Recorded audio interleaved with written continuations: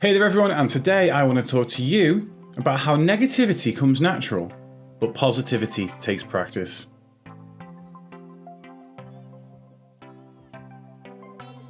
Hey there everyone, my name's Dave, aka Mindset by Dave, and I have been a mindset and mental health coach in the UK for the last 4 years, helping people with mindset, mental health, personal development, and getting unstuck with whatever it is that holds them back up here. As well as here on YouTube, I also stream live at twitch.tv/mindset by Dave every Tuesday from 10 AM till 4 PM for a mental health drop-in chat, and for a much more fun stream every Saturday night from 7 PM till 10 PM. Anywho, on with the content. So negativity comes natural and positivity takes practice. We might wonder why it seems so common for people to default into thinking the worst case scenarios about things. You would probably say that you come across more people that are, for want of a better word, negative than you would to say that there are people out there that are positive. Those full-on Mr. and Mrs. Brightsides out there, they're few and far between, and when you actually see one and meet one, they really stand out. And this isn't down to the fact that we are an inherently negative species.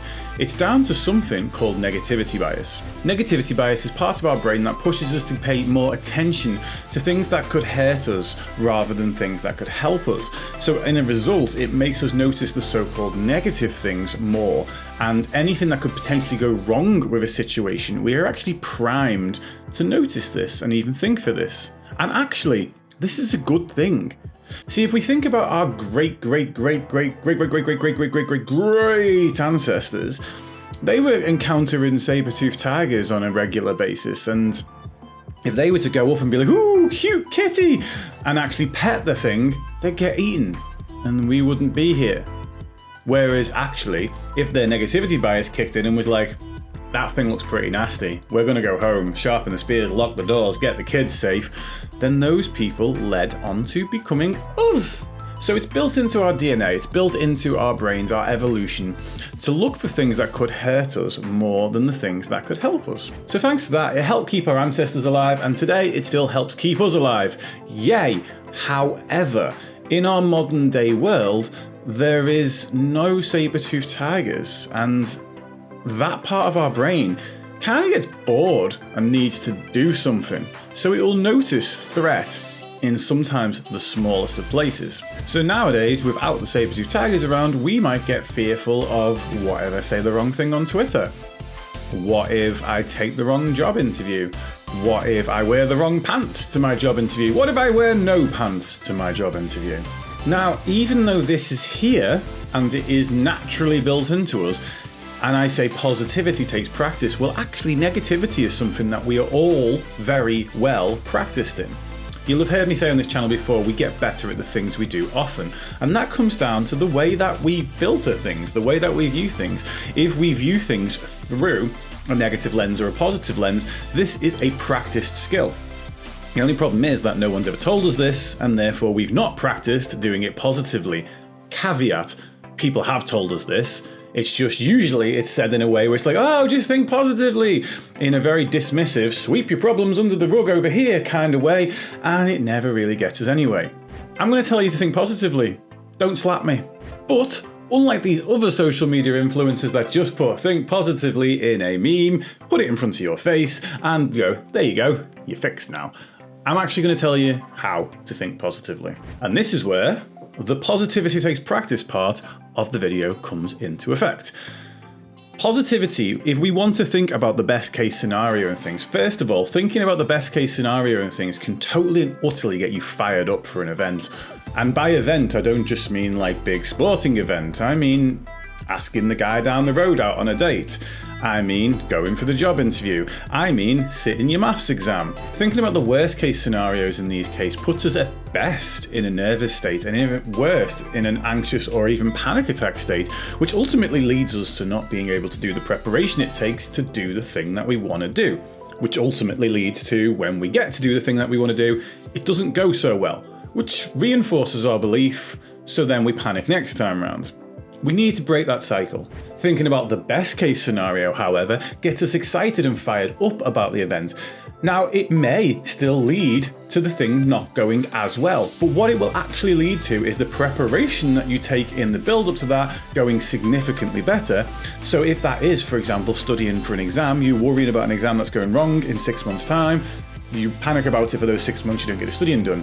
If you think about it going in the best possible way, you going in there being the most prepared you've ever been, then you're going to get the studying done, because you're going to be in the right type of frame of mind to not only do that studying, but absorb that studying. Same is true when it comes to asking the guy down the street out, right? If in your head, all you ever see is going up to that guy and being like, hi, actually I've left the oven on, and then running off, when you get to speaking to that person, you are going to be mumbling like that, okay? Because you've practiced it, right?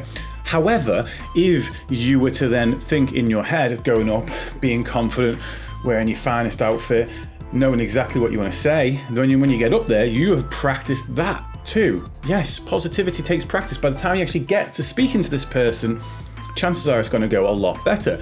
You're still not guaranteed that this person will say yes. You're still not guaranteed that you will pass the exam, but you are massively increasing the possibility of these things versus going down the what if it all goes wrong route. So when I say it takes practice, what I mean is that you are going to think positively. But it's not just a case of going, oh yeah, what if it all goes right? You're going to have to actually create this in your mind. Now, you are capable of this, by the way, because you've already been creating the worst case scenarios. And here's the thing, when you start creating the best case scenarios, you're going to be like, spoiler alert, right? This is like full on internet psychic kind of levels of awareness here, right? You're going to say it doesn't feel natural. And it's not supposed to. That's a big key. It's not supposed to feel natural because you've not practiced it. If you imagine thinking of things negatively as speaking English, and then you imagine thinking about things positively as speaking Welsh, like there may be one or two words, by the way, the Welsh word for microwave is pop de ping. They may have some similarities, they may share the same alphabet, even though some of the letters sound differently in Welsh, but you wouldn't expect yourself to sit down there and go, oh, I know English, therefore I know language, therefore I'm going to be great at this on the first go. Just wouldn't happen. And the same is true when it comes to positivity. Just going, ooh, just think positive doesn't actually help a person on how to do it. You are learning a new language. You are learning the way to construct positive images in your own head. And the thing is, you're gonna have to do that deliberately. And the other thing is, your brain is gonna try and hijack that and try and take you back to the negative images because they are familiar. They are comfortably uncomfortable. You know what they are like. You've created these before. Same as if you were speaking a foreign language, your brain is trying to drag you back to speaking the one that you're good at because it's comfortable to do that. Even though it's uncomfortable to do the other thing, we want to power through. And what I mean by that is anytime that you get distracted and your brain's like, no, worst case, no. What we do is we go back. What is the best case scenario I want to see about this? If you check out my success meditation, I'll link that wherever the links go. And that gives you a little bit of an indication on how to do this. But you want to go into the finest of details, like, okay, see yourself in that situation, whether it's the job interview, the exam, the asking the person out, whatever it is, see yourself through your own eyes and then look at yourself from a distance and see which one of those two makes you feel more like you're in it. Probably seeing it through your own eyes, but seeing yourself from a distance gives you the opportunity to change things. Look from a side and imagine what a confident person would stand like or sit like. Look at what that confident person would wear. Look at how that confident person would hold their posture. How would they breathe? How would they talk? How would they conduct themselves? And as you begin to do each of those things and look at them in your head, you will actually start to feel confident right now. You will start to feel empowered right now, which then makes you much more capable and ready to go and do the thing that you want to do. But the big key to all of this is it takes practice.